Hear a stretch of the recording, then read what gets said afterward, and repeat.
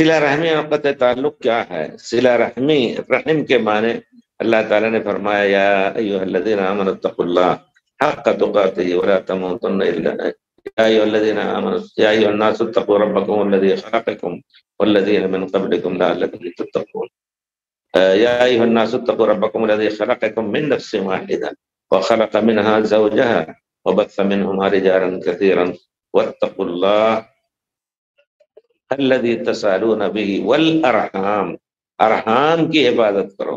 تو یہاں صلہ رحمی کا معنی یہ ہے کہ رحم ماں کا رحم، ماں کی رحم ہے، یعنی ماں کی بچے دانی، یہ یہاں مراد ہے کہ جس سے تم پیدا ہوئے ہو اس کے تعلق سے تمہارے بھائی ہیں، تمہارے بھتیجے ہیں، وہ سب تمہارے ارحام ہیں، ان کا خیال رکھو۔ جتنے لوگ ہوتے ہیں جو یقیناً قطع تعلق رکھتے ہیں، اور پھر خیال رکھنے کا معنی کیا ہے؟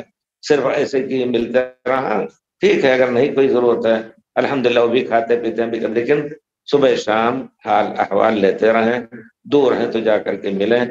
اور اس ملنے پر بھی ایک عام مسلمان سے اگر محبت میں آپ ملنے جا رہے ہیں تو اللہ تعالیٰ نے جنت کا وعدہ فرمایا اس میں، یہ بہت بڑی چیز ہے۔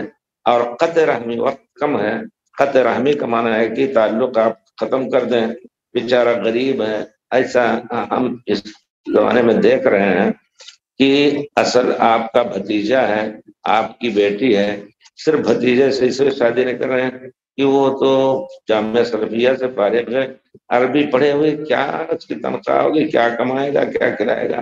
اور ایک بے دین سے جا کر ہم نے دیکھا، خود پاکستان میں ایک بھائی کے بارے میں بتایا کہ انہوں نے اپنی لڑکی کی شادی کسی قادیانی ڈاکٹر سے کی، یہ تو ہم جانتے ہیں، اس میں کوئی شک نہیں۔ تو یہ سب چیزیں ہیں، قطع رحمی کا ایک منظر مظہر یہ بھی ہے۔ نہیں آپ ان کو سمیٹیں، آپ کی بچی ان کے پاس ہو، اس میں گتھم گتھا ہو کر کے رہنا، یہ ہے مطلوب۔ رسول صلی اللہ علیہ وسلم نے فرمایا الرحم الشجنہ، متشابہ کا شجنہ کے معنی جس طرح جھاڑی ہو ایک دوسرے سے ملی ہوئی ہو، تو اسی طرح ایک دوسرے سے اس میں مل کے رہنا چاہیے۔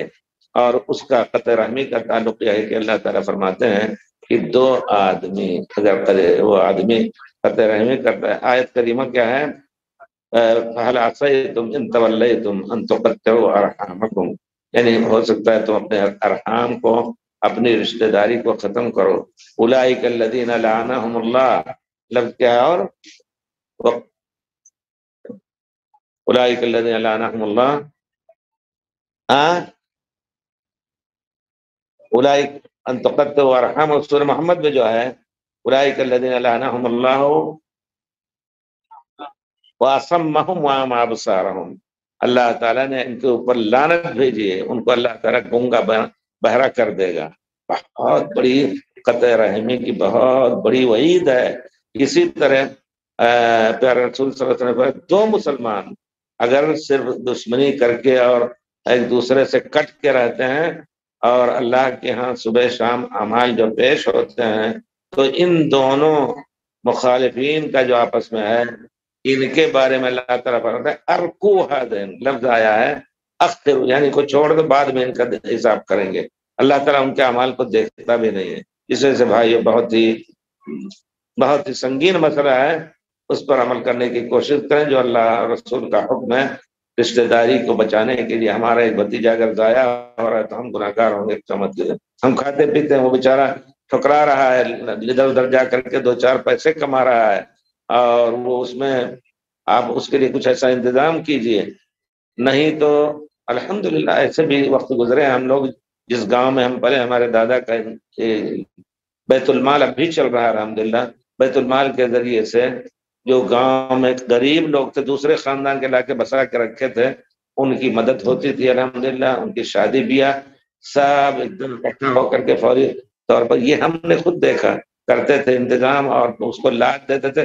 ہو سکتا ہے اپنی لڑکی سے زیادہ ان کو چاول دال سال دو سال کے لیے اپنی گاڑیوں پر پہنچا دیتے تھے۔